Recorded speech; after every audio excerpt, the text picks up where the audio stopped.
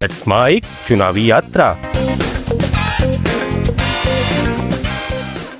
नमस्कार, let's mic में आपका स्वागत है चुनावी यात्रा के साथ। मैं राखी जैन। चुनावी यात्रा में आज हम पहुंचे हैं देश के एक छोटे लेकिन बेहद अहम राजनीतिक केंद्र पुडुचेरी में।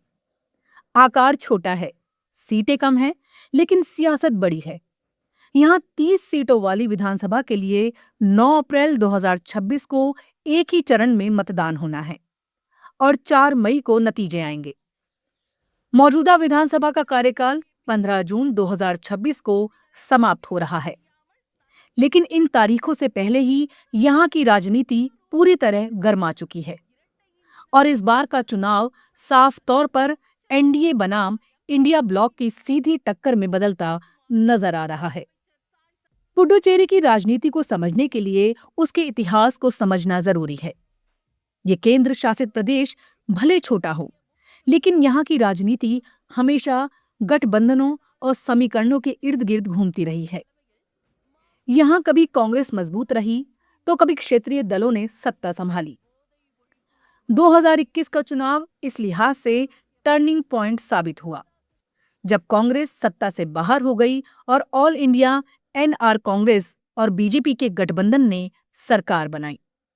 2021 के चुनाव में 30 सीटों में से एनडीए गठबंधन ने 16 सीटों पर जीत दर्ज की थी, जिसमें एआईएनआरसी को 10 और बीजेपी को 6 सीटें मिली थी।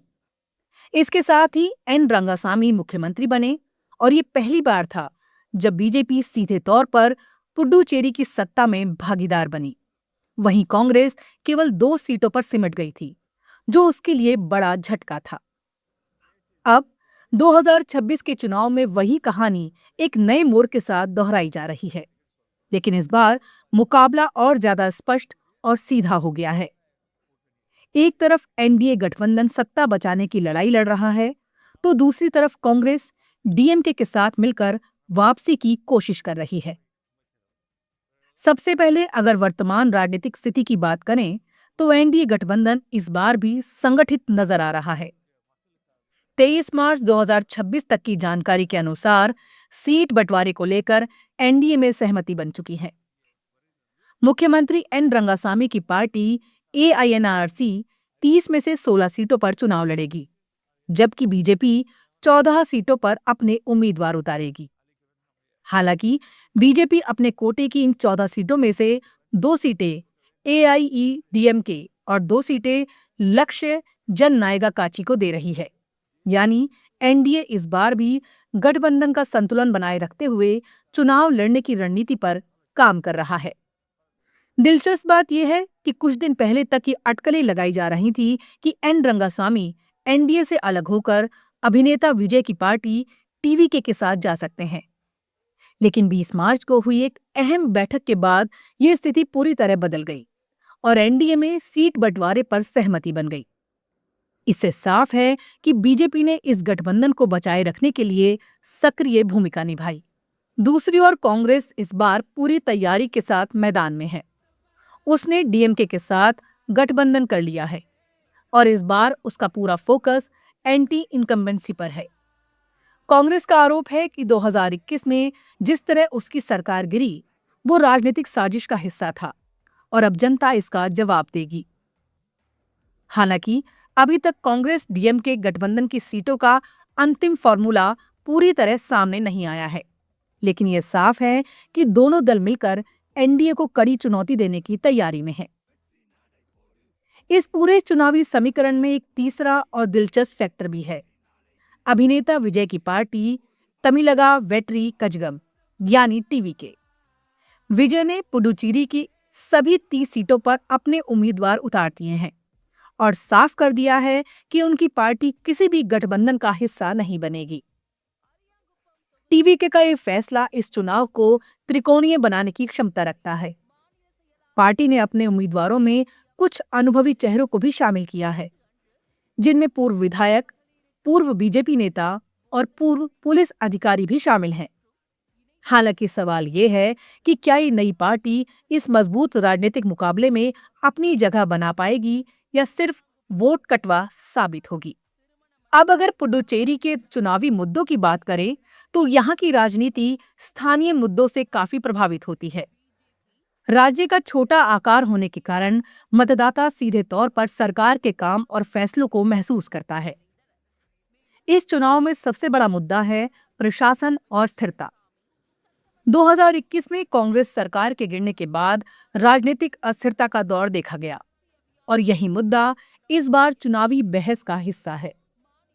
कांग्रेस इसे बड़ा मुद्दा मान रही है, जबकि एनडीए अपने स्थिर शासन का दावा कर रहा है।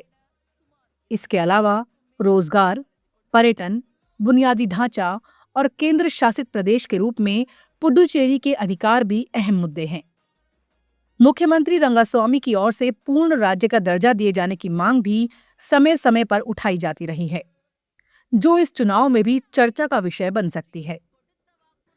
अगर जनता के मूड की बात करें तो पुडुचेरी का मतदाता काफी व्यवहारिक माना जाता है। यहाँ लोग सीधे तौर पर सरकार के काम, स्थानीय विकास और अपने क्षेत्र के उम्मीदवार की पहुंच को देखते हैं। बड़े राष्ट्रीय मुद्दों का असर यहाँ सीमित होता है, जबकि स्थानीय मुद्दे ज्यादा निर्णायक होते हैं। यानी यहाँ चुनाव नेशनल बनाम लोकल के बीच नहीं, बल्कि लोकल बनाम लोकल के बीच होता है। यही वजह है कि यहाँ गठबंधन का गणित और उम्मीदवार का चयन दोनों ही बेहद अहम हो जाते हैं। अगर पूरे चुनाव को एक लाइन में समझें तो ये मुकाबला है एनडीए की सत्ता बचाने की रणनीति और कांग्रेस डीएमके की वापसी की कोशिश, साथ ही टीवीके का नया प्रयोग। पुडुचेरी का ये चुनाव भले सीटों के लिहाज से छोटा हो, लेकिन इसका राजनीतिक संदेश बड़ा होगा। ये तय करेगा कि क्या एनडीए अपनी पकड़ बनाए रखेगा या कांग्रेस एक बार फिर वापसी करेगी, या फिर कोई नया खिलाड़ी समीकरण बदलेगा। क्या रंगास्वामी फिर सत्ता में लौटेंगे? क्या कांग्रेस डीएमके गठबंधन बाजी पलटेगा, या विजय की पार्टी कोई चौंकाने वाला असर डालेगी? इन सभी सवालों का जवाब अब जनता के हाथ में है और हम इस पूरे चुनावी सफर को आपके साथ साझा करते रहेंगे, चुनावी यात्रा में हर दिन हर अपडेट के साथ। नमस्कार। आप सुन रहे थे let's make more than radio. Follow कीजिए हमें हमारे सोशल मीडिया प्लेटफॉर्म्स पर। It's time for news. It's time for more than radio. Presenting the first radio news app, Let's Mic. Let's Mic, a news-based app on your phone where you get to watch and listen news, talk shows, interviews, radio show podcasts.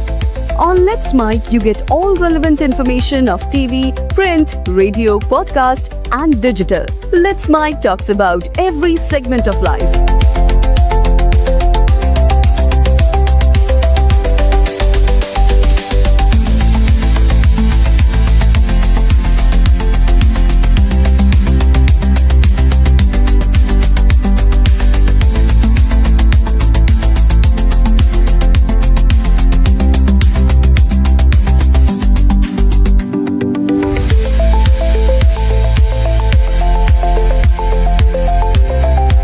Download the app now from Play Store. Available both on Android and iOS mobile phones.